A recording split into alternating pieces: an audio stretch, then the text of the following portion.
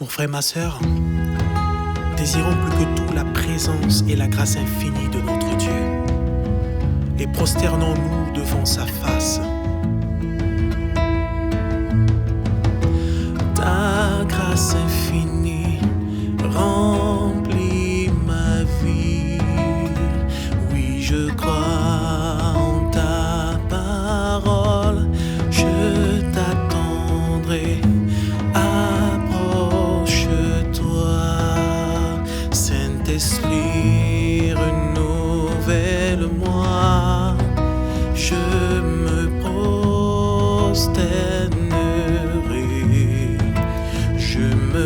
prosternerai, et je t'adorerai.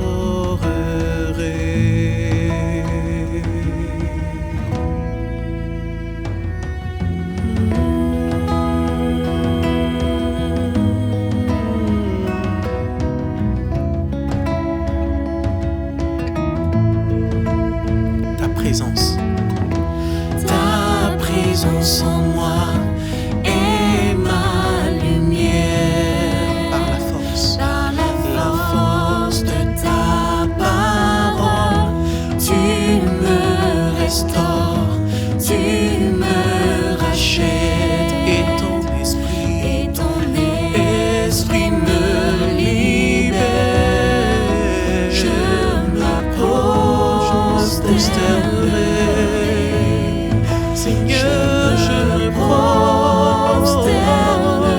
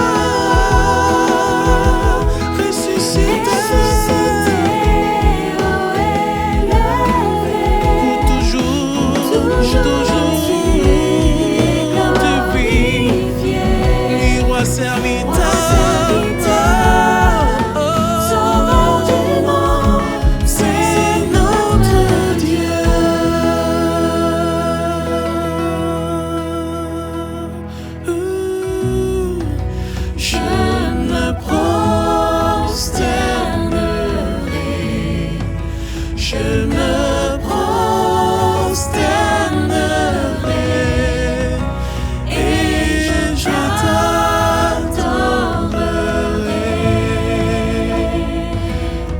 Baisse pas les bras, prosterne-toi devant sa face. Baisse les yeux et adore ton roi. Je t'adorerai. Oh, je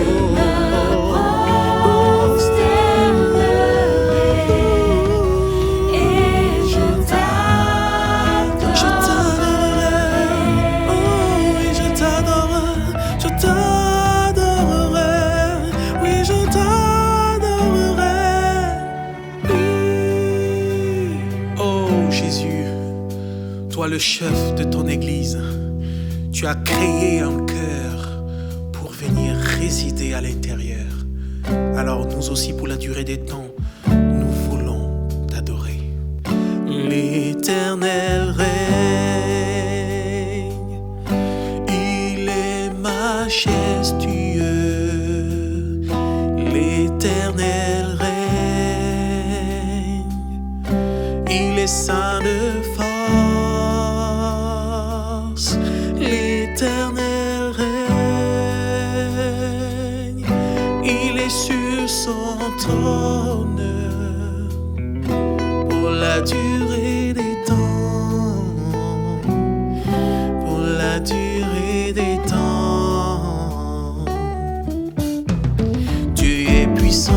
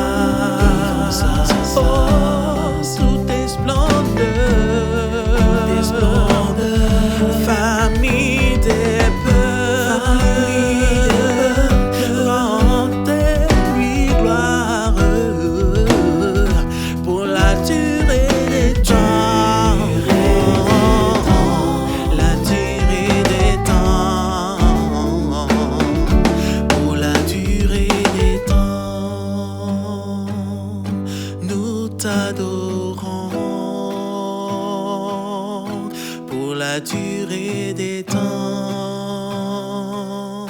nous t'exaltons, car tu es grand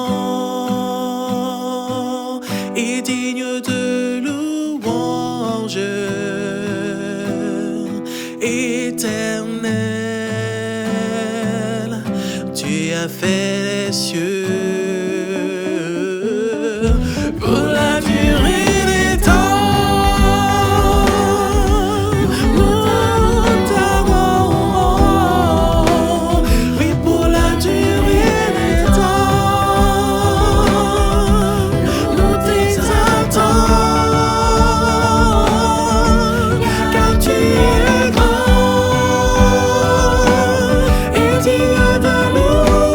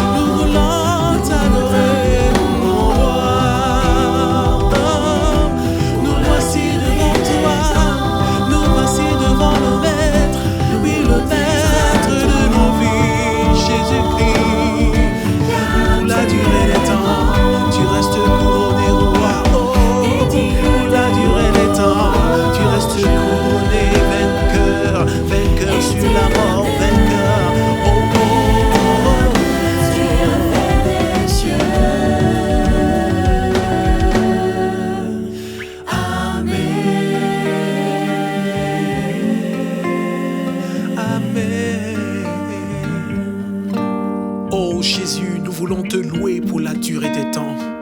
C'est toi qui as créé ton Église et c'est encore toi qui l'as bâtie chaque jour de tes propres mains. Oh Seigneur, tu restes notre cep et nous sommes tes sarments. Jésus, nous voulons rester accrochés à toi, oh Père, tel un fils qui ne peut rien sans son Père. Oh Jésus. C'est dans le nom de Jésus-Christ que nous avons la vie. Dans le nom de Jésus, nous sommes sauvés. Dans le nom de Jésus, nous avons le pouvoir sur les démons. Le Seigneur a dit, en mon nom, vous marcherez sur les serpents et les scorpions. Alors aujourd'hui, nous le confessons, Dieu combat pour nous. Alors je veux t'inviter, mon frère, à te lever. Lève-toi et chante et déclare ces paroles dans ta vie. Dieu combat pour nous, toujours à nos côtés. Il a triomphé, oui, il a triomphé. Nous ne tremblerons pas, jamais ébranlés. Jésus, tu es là. Oh, oh, oh.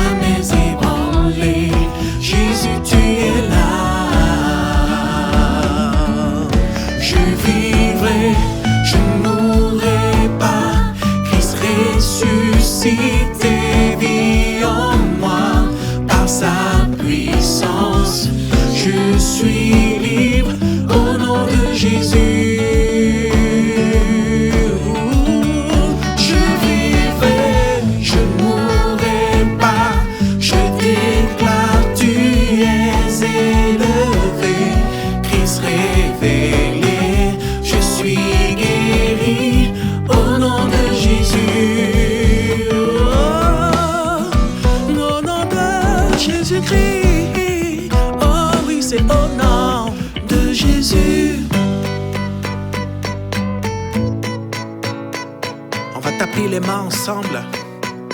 Oui, mon frère, ma soeur, où que tu te trouves dans ta maison, dans le nom de Jésus-Christ, tu as la vie. L'ennemi est vaincu. Alors chante et proclame, proclame. Oui, Dieu combat pour nous, repoussant les ténèbres, éclairant le royaume qui subsiste à jamais. Dans le nom de Jésus, l'ennemi est vaincu. Ensemble proclamons, proclamons. Oui, Dieu combat pour nous, repoussant les ténèbres, éclairant le royaume qui subsiste à jamais. Dans le nom de Jésus, l'ennemi est vaincu. Ensemble proclamons, proclamons. Oui, Dieu combat pour nous, repoussant les ténèbres, il repousse les ténèbres loin de nous. C'est dans le nom de Jésus-Christ. Ensemble proclamons, proclamons. Oui, Dieu combat pour nous, repoussant les ténèbres, éclairant le royaume qui subsiste à jamais. C'est dans le nom de Jésus, l'ennemi est vaincu.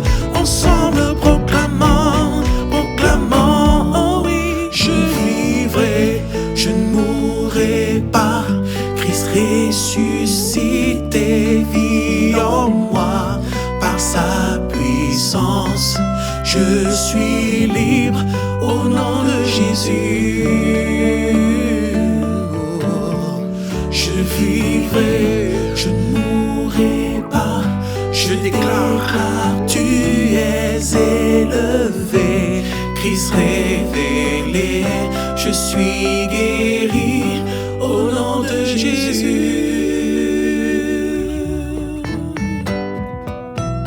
Vraiment, nous venons devant ta face, Seigneur, pour te dire notre reconnaissance, car tu nous as donné le Fils de Dieu, celui-là qui a triomphé de la mort, celui-là qui vit au quotidien à nos côtés.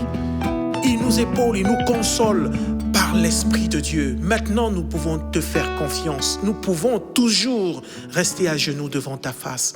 Merci, Jésus.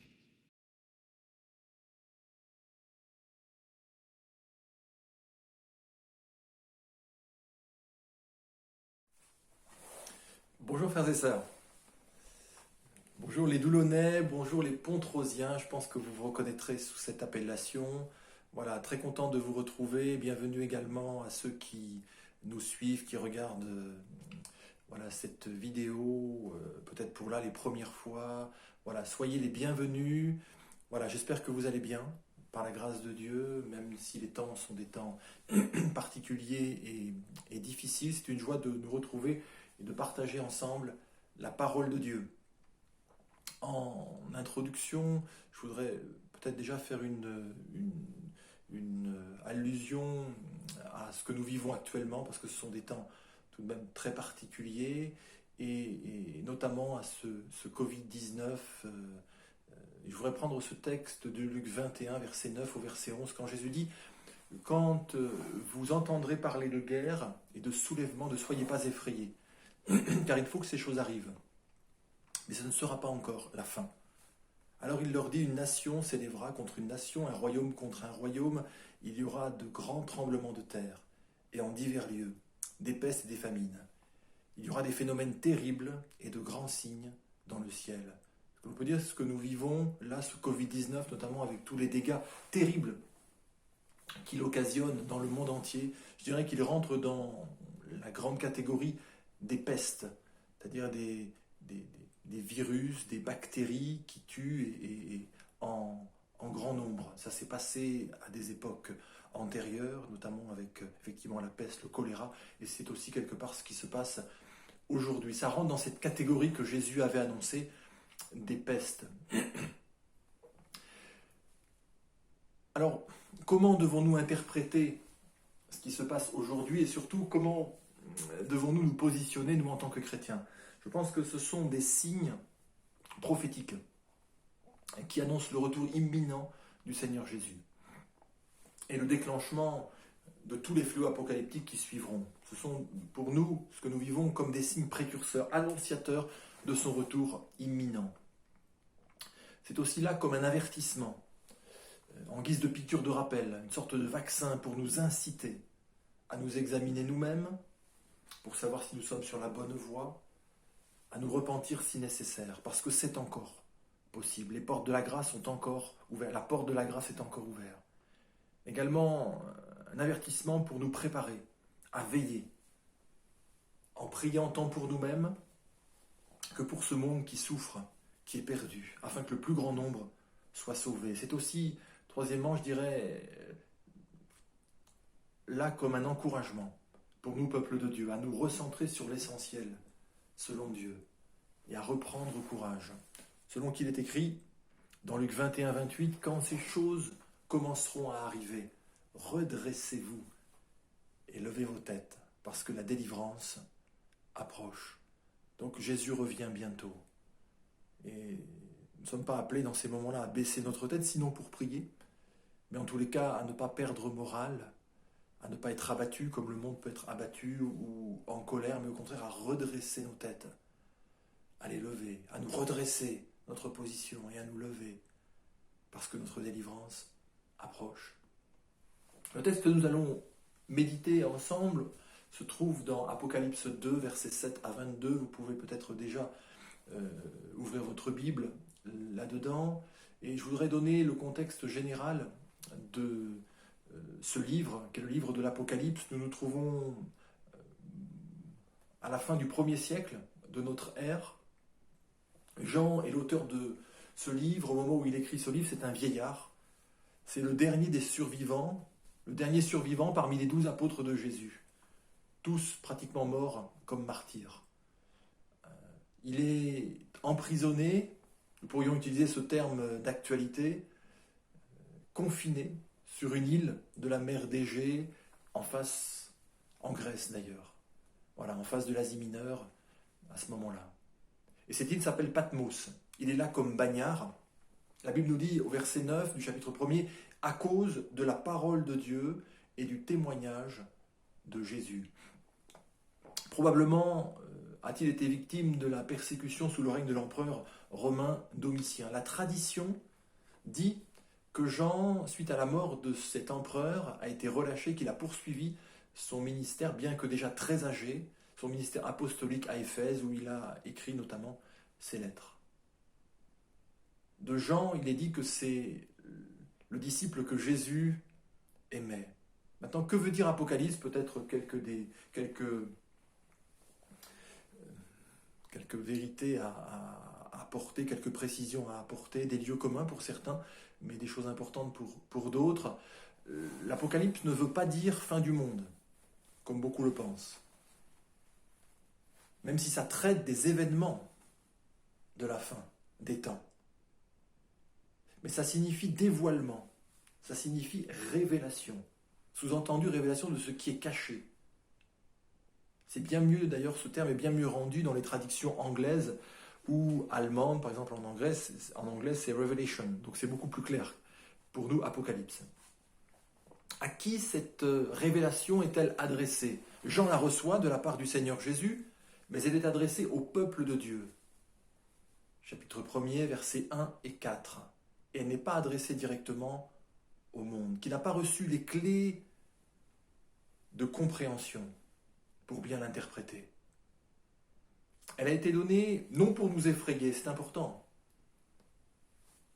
mais bien au contraire pour nous affermir dans notre foi. Verset 3, il dira « Heureux ».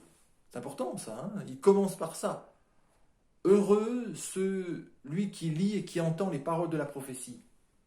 Ceux qui entendent et qui lisent les paroles de la prophétie, qui gardent les choses qui y sont écrites, car le temps est proche. On entend même parmi les chrétiens certains qui disent « Moi, je ne veux pas lire le livre de l'Apocalypse, ça me fait peur, etc. » Et certains s'arrêtent avant l'Apocalypse et repartent dans leur lecture ou ne vont pas jusqu'au bout. Je crois qu'il faut le lire, même si ce livre n'est pas simple à interpréter, parce que c'est beaucoup de formes imagées, des visions. Pour autant, c'est un livre qui est important pour l'édification de notre foi. elle va nous permettre de rester éveillés dans la crainte respectueuse du Seigneur durant tout notre pèlerinage terrestre. Elle va nous donner aussi des assurances quant à notre destinée et notre avenir en Dieu. Proverbe 29, un texte bien connu, verset 18, dit que quand il n'y a pas de révélation, le peuple est sans frein. Notre version dit qu'il est incontrôlable, il se laisse aller. Il ne connaît aucune retenue. Heureux s'il observe la loi. Je crois que l'Apocalypse rentre vraiment dans cette révélation. Nous avons besoin de lire ce livre, de chercher à le comprendre, parce qu'alors nous ne serons pas sans frein, livrés à nous-mêmes, sans retenue, mais au contraire très attentifs, veillants et priants. Ce livre se compose en 3 grandes parties, bien distinctes. Selon qu'il est écrit au verset 19 du chapitre 1er, « Écris donc les choses que tu as vues, premièrement, celles qui sont, deuxièmement, et celles qui doivent arriver après elles. » Premièrement, les choses que l'apôtre Jean a vues. C'est tout le chapitre 1er qui constitue la vision de Jésus glorifié qu'il reçoit. Jésus dans la gloire.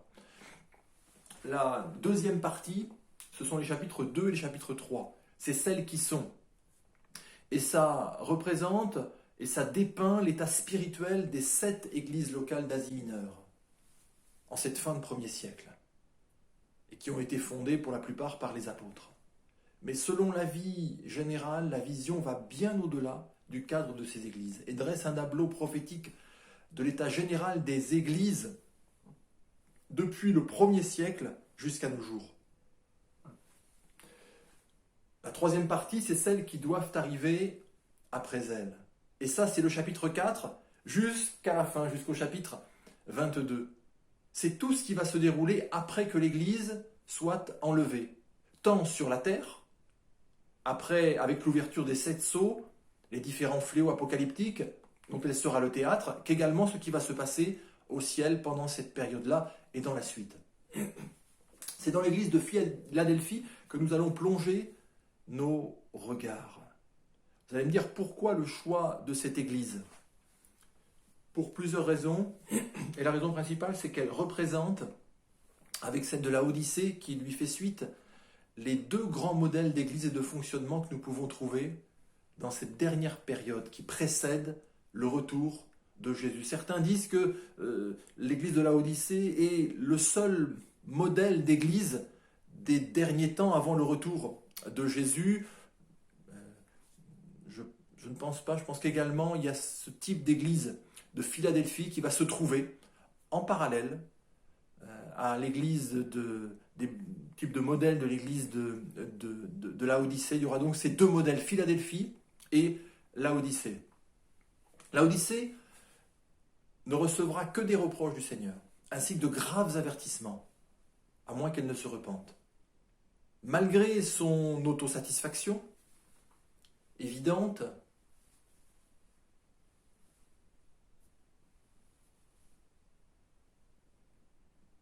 malgré également l'approbation extérieure des hommes, quant à Philadelphie, elle est approuvée du Seigneur, du commencement de la lettre jusqu'à la fin. Elle est même encouragée par le Seigneur. Et de glorieuses promesses lui sont assurées par celui-ci. C'est la seule église, avec Smyrne, à n'avoir de Jésus aucun reproche. Nous aurions donc tout intérêt, nous, Église des derniers temps, à méditer sur ces 2 modèles d'église, à savoir l'église de Laodicée et l'église de Philadelphie, pour savoir quel modèle nous voulons suivre dans cette période de confinement et surtout après, quand la vie retrouvera son cours normal et l'Église toute sa liberté.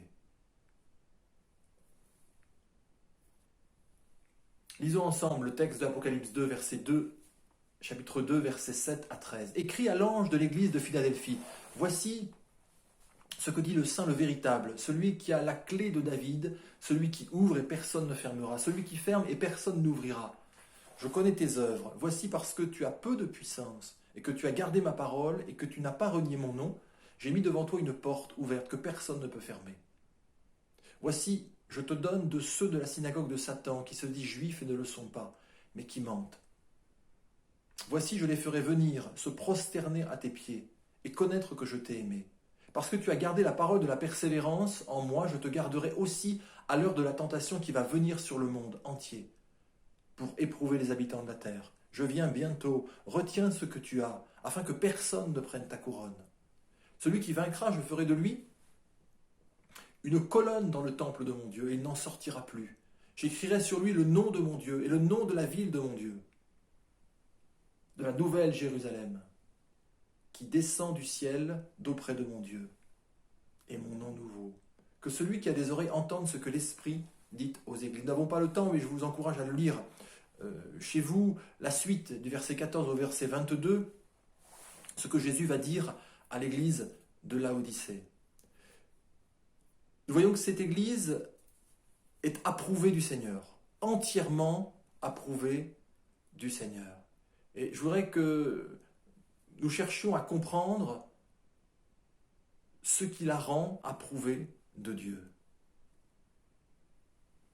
Premièrement, verset 8, il dit « Je connais tes œuvres ». Et je dirais que la première des choses qui a plu au Seigneur, finalement, dans cette église, c'est la qualité de ses œuvres. Alors, vous allez me dire, ça peut paraître paradoxal si on considère les reproches que Jésus va adresser très souvent aux pharisiens, qui faisaient toutes sortes d'œuvres, et Jésus va condamner leurs œuvres. On pense notamment à cette parabole de Luc 18 que vous connaissez, le pharisien et le publicain qui vont au temple pour prier ensemble, et le pharisien qui explique ce qu'il fait, certainement ne ment-il pas, et on découvre qu'il est finalement irréprochable, au regard même de la loi et de sa pratique religieuse, de sa vie de piété. Il jeûne, il prie, il donne sa dîme et son offrande fidèlement. Voilà un homme, on dirait, consacré, et pourtant Jésus va nous montrer au travers de cette parabole qu'il ne sera absolument pas justifié, que ses œuvres ne seront pas agréées du Seigneur. On pense également à ce que Jésus va dire à l'église de Laodicée. Il commence également en lui disant « Je connais tes œuvres ». Mais je connais tes œuvres, mais ces œuvres, il va les dénoncer. Et puis vous savez ce que Paul dit dans Éphésiens 2, il affirme que, et finalement c'est le message de toute la Nouvelle Alliance, c'est que les œuvres ne nous sauvent pas. Ce n'est pas par les œuvres que nous sommes sauvés. Alors on pourrait se dire finalement, en quoi cette Église peut-elle être approuvée par les œuvres ? Je dirais qu'en réalité, le croyant né de nouveau doit produire des œuvres que nous qualifierons d'œuvres bonnes dans sa vie. Jacques dira, au chapitre 3, verset 26, « Le corps sans âme est mort, de même. Comme le corps sans âme est mort, de même, la foi sans les œuvres est morte. »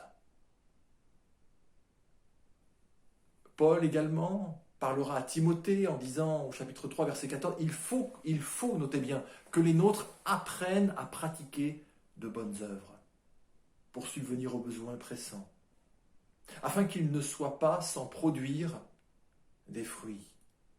Paul insiste, il faut que les nôtres, il faut que les chrétiens, il faut que les nôtres aussi apprennent à pratiquer de bonnes œuvres. C'est donc une exigence que le Seigneur attend de nous finalement. Il nous fait cette exigence de produire des œuvres. 1 Timothée 6, versets 17 à 18, il dira « Recommande-leur », il parle de ceux qui sont aisés, de faire du bien, d'être riches en bonnes œuvres.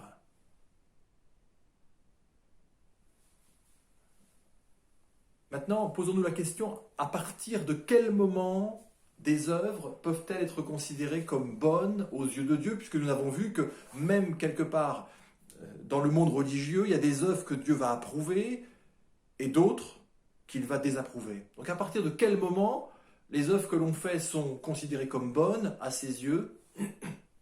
Plusieurs points par rapport à ça. Pardon. Quand elles sont faites en Christ, que ce sont des œuvres d'obéissance à sa parole, à sa voix et en conformité à ses principes. L'exemple de Jésus qui dira chapitre 5, dans l'évangile de Jean, chapitre 5, verset 19, le Fils ne peut rien faire de lui-même. Il ne fait que ce qu'il voit faire au Père. Et tout ce que le Père fait, le Fils aussi le fait pareillement. Jésus cherchait à faire les œuvres que le Père lui montrait de faire, et non pas ses propres œuvres, réaliser ses propres œuvres, ses propres projets. L'exemple de Paul également, à ce propos, au moment de sa conversion, acte 9, verset 6, il lui dira « Seigneur, que veux-tu que je fasse ?» Lui qui faisait au nom de Dieu, mais qui, son moi était en avant, c'est lui qui faisait au nom de Dieu. Et Dieu était complètement étranger à ce qu'il faisait. Là maintenant, convaincu de la seigneurie de Jésus, il se met entièrement à sa disposition et toute sa vie sera sous ce modèle-là. Il va dire maintenant, Seigneur, qu'est-ce que tu veux que je fasse? Et c'est aussi pourquoi l'apôtre Paul a fait tant d'œuvres finalement, écrites et autres. Il a bâti des églises, il a fait tant de choses. Ces œuvres sont demeurées et demeurent encore aujourd'hui. Pourquoi? Notamment ces écrits, parce qu'elles ont été faites en Christ. Et il en sera de même pour nous. Des œuvres d'obéissance et des œuvres de foi également, car sans la foi, il est impossible de lui être agréable.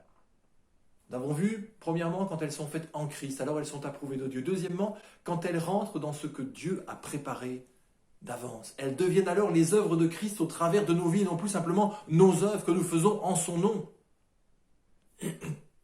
Éphésiens 2 nous dit que nous sommes son ouvrage, ayant été créés en Jésus-Christ, pour de bonnes œuvres que Dieu a préparées d'avance afin que nous les pratiquions. Dieu nous a sauvés, non pas par les œuvres, mais il nous a sauvés pour des œuvres qu'il a préparées d'avance pour nous afin que nous y rentrions. Non pas que nous rentrions dans nos propres œuvres, mais dans celles qu'il a préparées d'avance afin que nous les pratiquions. Ces œuvres-là donc portent l'empreinte, son empreinte, l'empreinte de sa personne et de son inspiration. Et on peut dire que Jésus se retrouve dans ces œuvres. Elles ne sont pas le fruit de la propre volonté de la pensée humaine coupée de Christ. Troisièmement, elles sont approuvées de Jésus quand elles sont vivantes, quand elles découlent de la vie de Dieu en nous et sont à l'opposé, bien sûr, des œuvres mortes que peut produire la religion et notre nature propre irrégénérée. Parce que notre nature propre irrégénérée, celle qu'on appelle la chair communément, elle a ses œuvres. Mais ce sont des œuvres mortes parce qu'elles ne sont pas en Christ. De Corinthiens 5, 19, verset 20, Paul dit « Nous faisons donc les fonctions d'ambassadeurs, verset 20, pour Christ, comme si Dieu exhortait par nous. » Ça veut dire que Christ est vivant pour parler au travers de l'apôtre Paul, au travers de ceux qui faisaient les fonctions d'ambassadeurs. Et nous de même, nous sommes ambassadeurs, nous représentons Christ sur cette terre. Mais nous devons le représenter de manière vivante, de telle sorte que ce soit Christ qui parle en nous, qui agisse en nous. Jésus le dit d'ailleurs dans Jean 15, il dit « Sans moi, vous ne pouvez rien faire, certes porter du fruit, mais également des œuvres vivantes. » Exprimé différemment, nous pourrions dire que Philadelphie respire Christ. Elle exhale son doux parfum. Là où Sardes, et surtout, là où Laodicée et ses œuvres, Laodicée et ses œuvres, pourtant nombreuses et impressionnantes, dégageaient plutôt une odeur nauséabonde de mort. Dans le cas de Sardes, Apocalypse 3, versets 1 et 2, Jésus lui dira à Sardes, à cette église, « Je connais tes œuvres », comme il le dit, comme il l'a dit à Laodicée, comme il le dit à Philadelphie. « Je sais que tu passes pour être vivant et tu es mort. Sois vigilant et affermi le reste qui est près de mourir, car je n'ai pas trouvé tes œuvres parfaites devant mon Dieu. Tu passes pour être vivant, mais tu es mort. Tu fais bonne figure. Mais au fond, dans la réalité, ta lampe est en train de s'éteindre. Je n'ai pas trouvé tes œuvres parfaites devant moi. À partir du moment où nos œuvres ne sont plus de la vie de Christ, il n'y a pas cette vie de Christ, cette inspiration de Christ en nous. Alors elles peuvent être là, mais elles sont mortes aux yeux de Dieu. Et malheureusement, elles ne pourront pas communiquer et produire la vie de Dieu à ceux qui en seront les bénéficiaires. Quatrièmement, les œuvres qui glorifient le Seigneur, ce sont les œuvres finalement que Dieu approuve, ce sont celles qui glorifient le Seigneur lui seul. Parce qu'il ne veut pas donner sa gloire à un homme. Elle le glorifie lui seul, non une dénomination, non une église, non un groupe, non un individu. Et Paul était très vigilant là-dessus.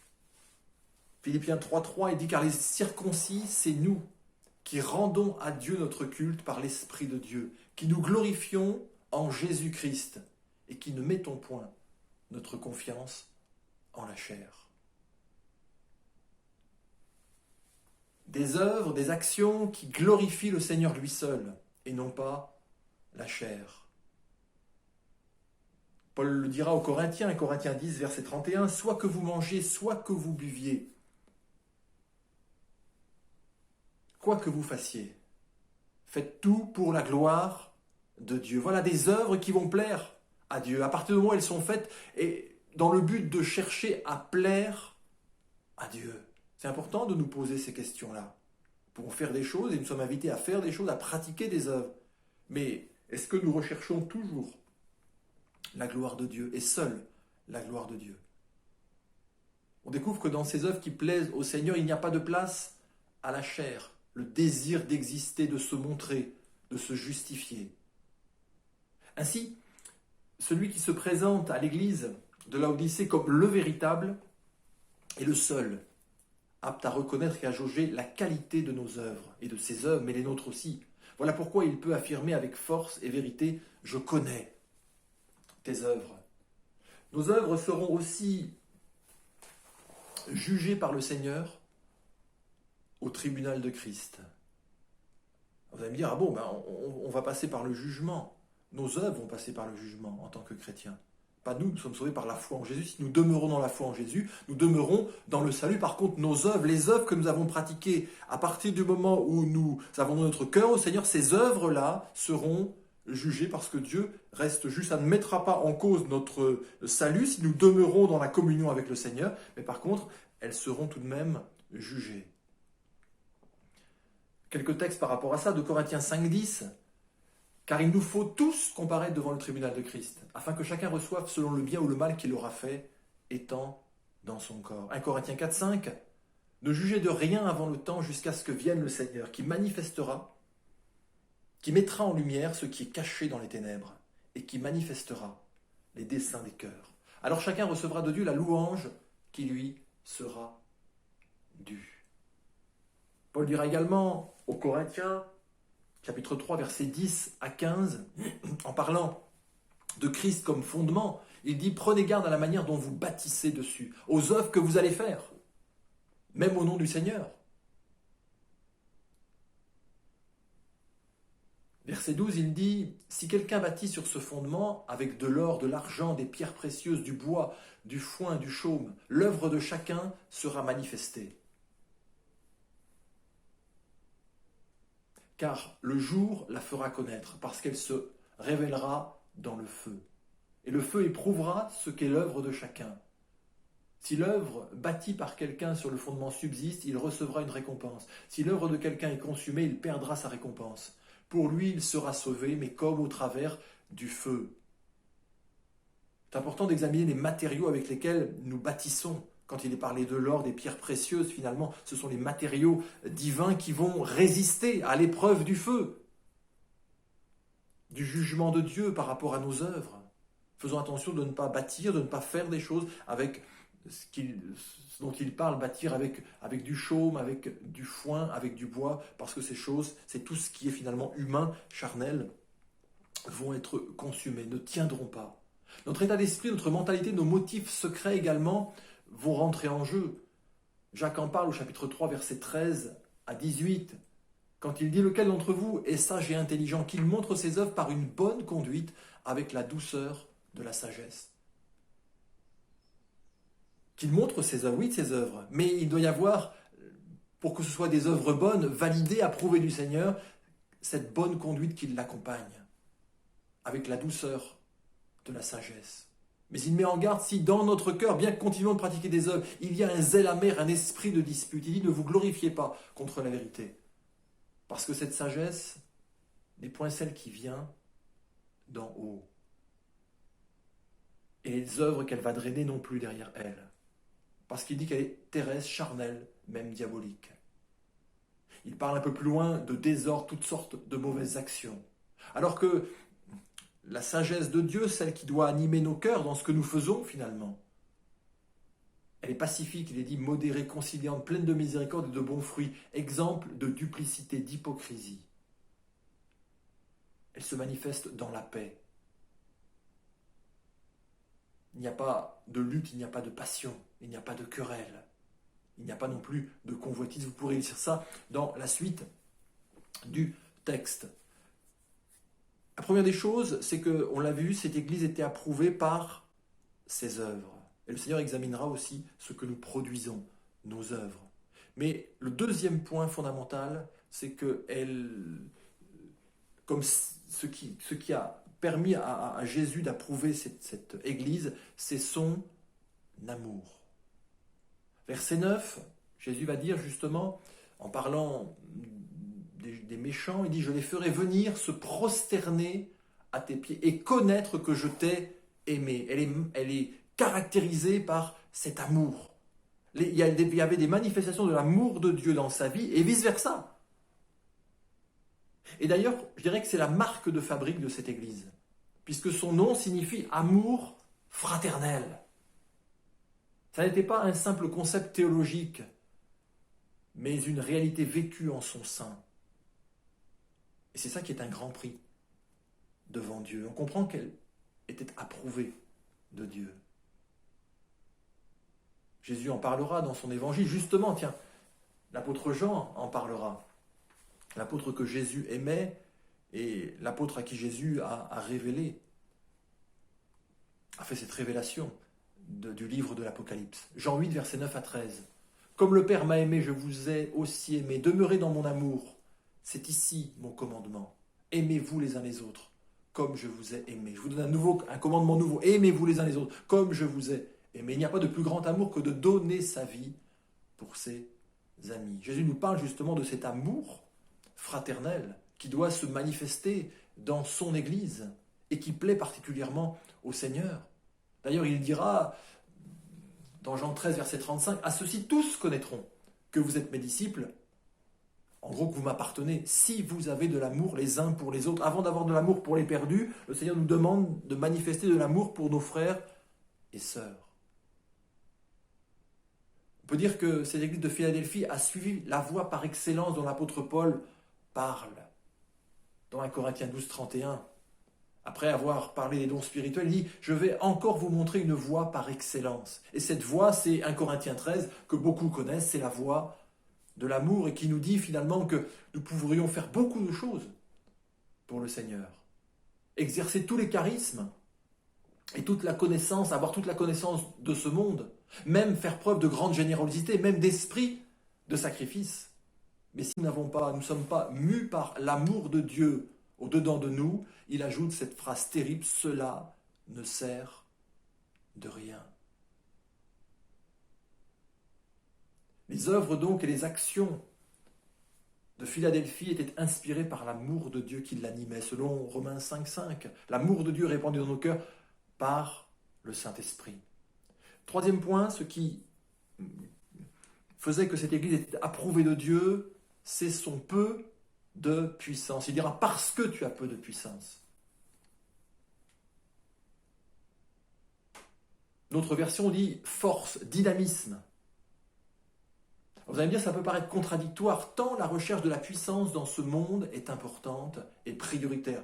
Puissance militaire, de frappe, puissance économique, puissance scientifique, puissance intellectuelle, puissance politique, sociale, etc. Et l'Église contemporaine aussi est parfois dans cette quête-là. Revenons à notre Église de Laodicée. Nous découvrons qu'elle n'est absolument pas dépourvue de force, ni de puissance spirituelle, parce que le Seigneur lui-même est sa force.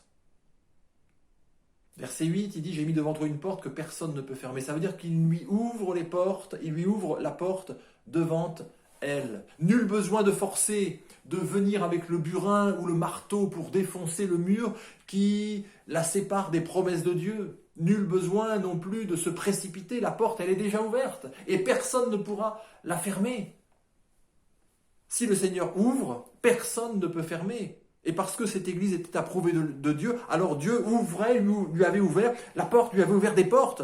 Et beaucoup d'historiens disent que une de ces portes-là, c'est la porte notamment de l'évangélisation, la porte des cœurs. Et quand Dieu ouvre la porte, c'est tout de même beaucoup plus facile.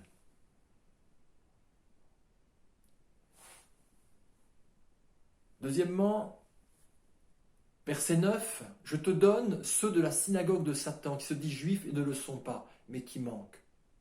Voici, je les ferai venir se prosterner à tes pieds. » Ça veut dire qu'il la rend victorieuse sur tous ses ennemis, tant spirituels que de chair et d'os.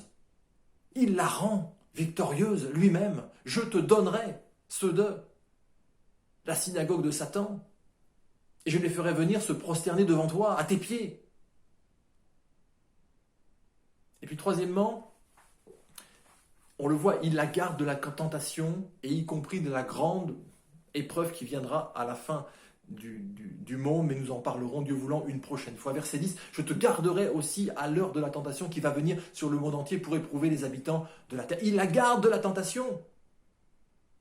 Il la protège. C'est extraordinaire quand c'est Dieu qui est notre protecteur, notre puissance. Alors, les portes s'ouvrent d'elles-mêmes devant nous.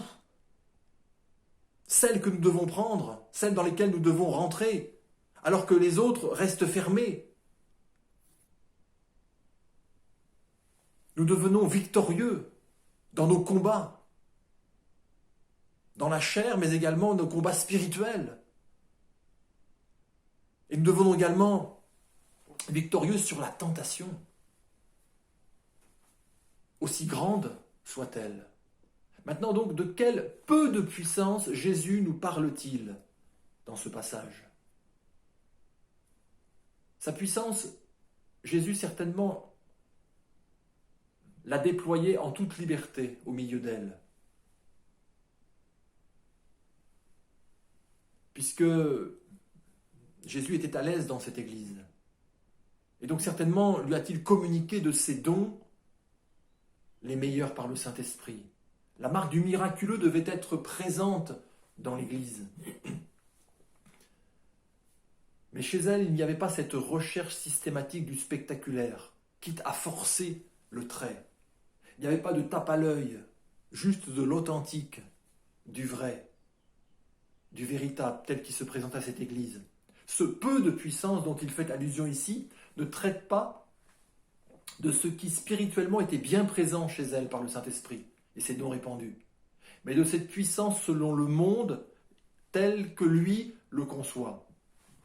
La course effrénée à la croissance numérique, avoir le plus possible de personnes, le plus possible d'églises, etc., etc. La croissance systématique financière, matérielle, médiatique. Quels sont les bénéfices générés? Chiffre d'affaires, le nombre de baptêmes par an, le nombre de tes œuvres, le nombre de tes départements dans l'église, le nombre des ministères en ton sein. Es-tu propriétaire de tes murs ou simple locataire?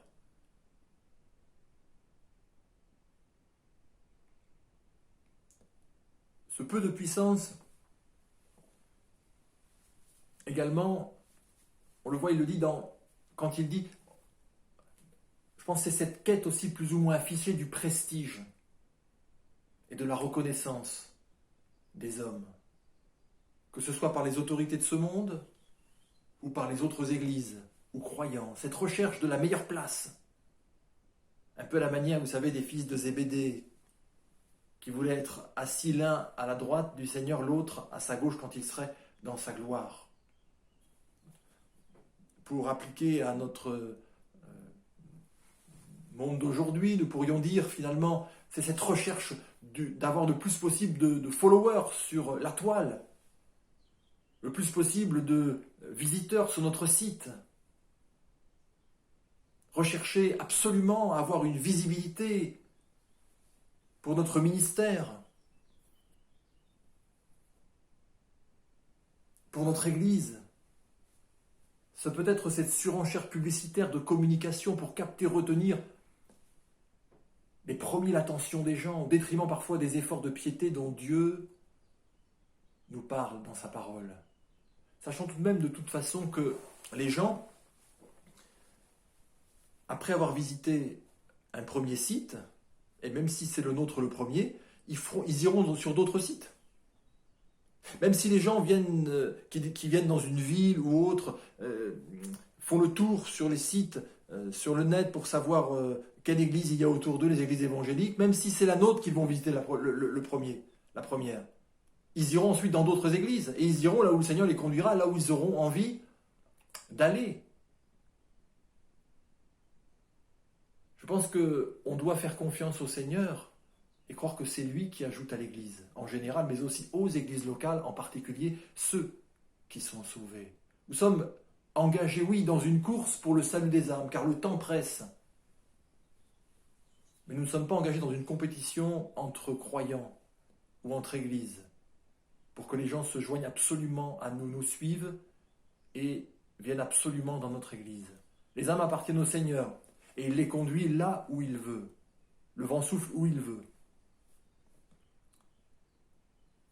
Et si c'est dans notre Église que Dieu conduit les âmes, merci Seigneur, alléluia. Mais si c'est dans une autre Église qui confesse son nom, alléluia aussi. Il y a de la place pour tout le monde. On fait ce qu'il faut faire, et au mieux. Mais on se souvient aussi, et surtout, que c'est Dieu, par le Saint-Esprit, qui fait croître de la croissance divine. Et non monter à la manière du levain de ce monde. C'est lui seul qui véritablement peut attirer et retenir les âmes.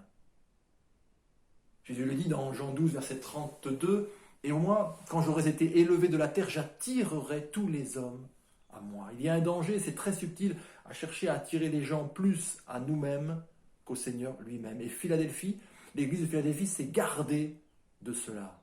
Philadelphie avait peu de puissance aux yeux des hommes pour attirer les âmes à elle et les gagner à elle. Mais elle était très puissante pour attirer les âmes et les gagner pour Jésus. Et elle mettait tout son zèle à cela.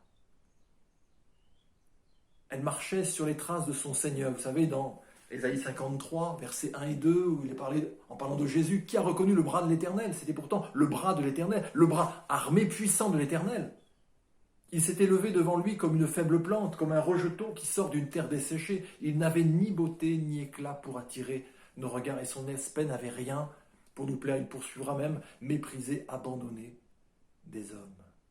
Jésus n'est pas arrivé pour attirer les regards. Et Paul poursuivra dans 2 Corinthiens 13, 4, « Car il a été crucifié à cause de sa faiblesse, mais il vit par la puissance de Dieu. » Nous aussi, nous sommes faibles en lui, mais nous vivrons avec lui par la puissance de Dieu pour agir en nous. On a l'exemple aussi de l'apôtre Paul, cet homme qui était, avant sa conversion, un homme puissant, violent, influent, zélé, au regard de la loi. Et toute sa force, toute sa suffisance ont été terrassées en un instant aux pieds du Seigneur sur le chemin de Damas. Lui, le puissant, va devenir ensuite le chantre de la faiblesse dans la chair, mais tellement fort spirituellement.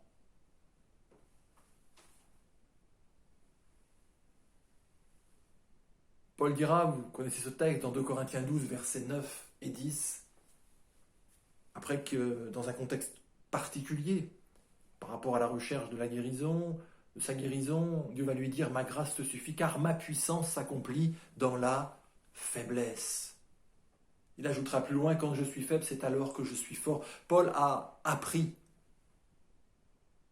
que la véritable puissance de Dieu se manifeste quand nous acceptons notre humanité, nos limites, et que nous ne sommes pas dans une course effrénée à rechercher à être puissants aux yeux des hommes et à nos propres yeux. Parce que de notre faiblesse, et dans notre faiblesse, parenthèse, la faiblesse n'est pas la médiocrité, la faiblesse n'est pas la paresse, la faiblesse n'est pas le péché. Mais à partir du moment où nous ne mettons pas, comme Laodicée, tous nos efforts pour chercher à être forts en suivant le train de ce monde, mais nous recherchons la puissance de Dieu au travers de la communion avec lui, alors la grâce de Dieu vient suppléer, nous utiliser dans notre faiblesse, ouvrir les portes pour nous, nous rendre forts sur nos ennemis, sur la tentation, et nous donner la capacité de faire les œuvres de Dieu, et des œuvres puissantes, même si elles ne sont pas forcément spectaculaires aux yeux des hommes. Que le faible dise « Je suis fort ». Vous vous souvenez du choix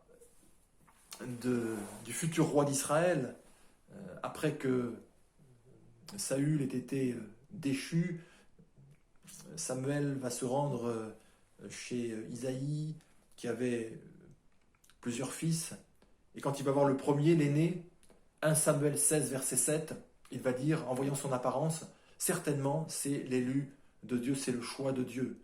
Comme Saül, qui était grand aussi, mais on sait ce qu'il y avait dans Saül.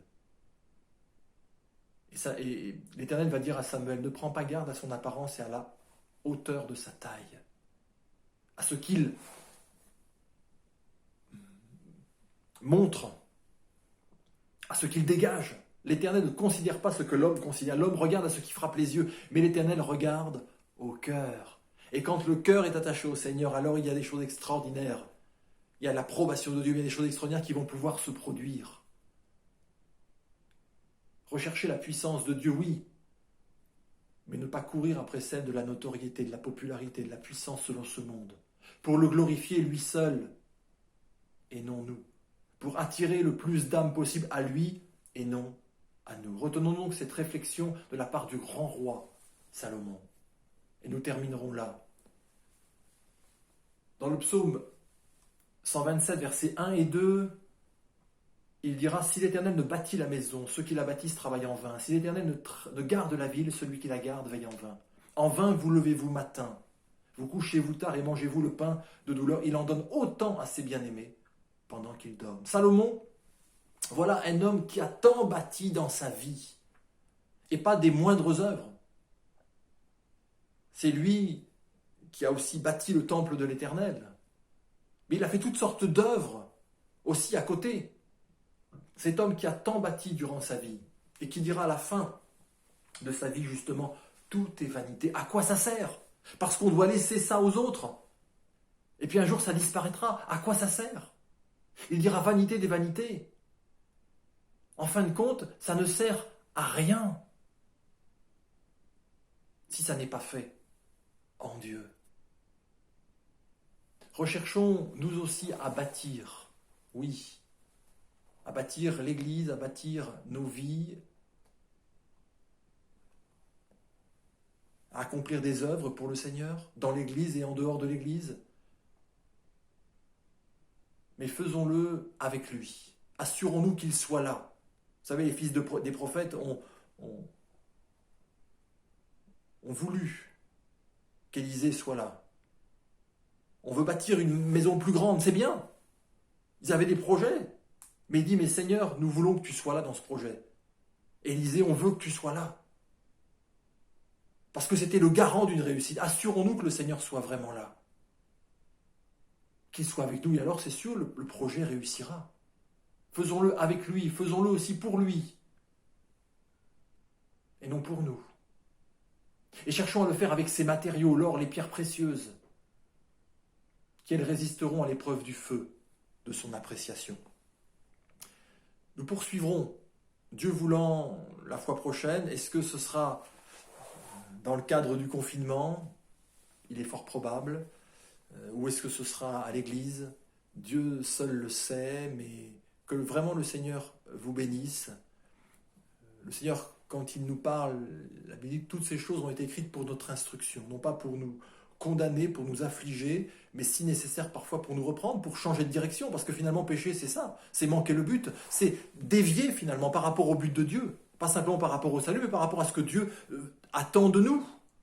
Et c'est le temps, ce temps de confinement, ce temps pour nous examiner. Relisez, je vous encourage, l'Apocalypse et particulièrement c'est ce qu'il dit à ces deux dernières églises, Philadelphie, Laodicée, deux modèles différents. Quel modèle voulons-nous suivre? Quel modèle suivons-nous? Et quel modèle voulons-nous suivre? Voilà, que le Seigneur vous bénisse richement, qu'il vous garde, qu'il vous fortifie. Seigneur Jésus, merci pour ta parole. Elle est la vie, Seigneur. Merci parce que tu ne nous laisses pas sans repère, sans rien, mais tu nous laisses ta parole, tu nous laisses ton esprit, Seigneur. Et comme le psalmiste, nous voulons dire que ta parole est une lampe à nos pieds, une lumière sur notre sentier. Nous voulons nous laisser guider à la lumière de ta parole, Seigneur. Merci vraiment, Seigneur, de comprendre, Seigneur, de nous examiner, Seigneur, s'il te plaît, et d'accomplir ton œuvre dans tes dispositions de cœur pour le salut du plus grand nombre, s'il te plaît, Père, dans le nom de Jésus. À bientôt, que le Seigneur vous bénisse.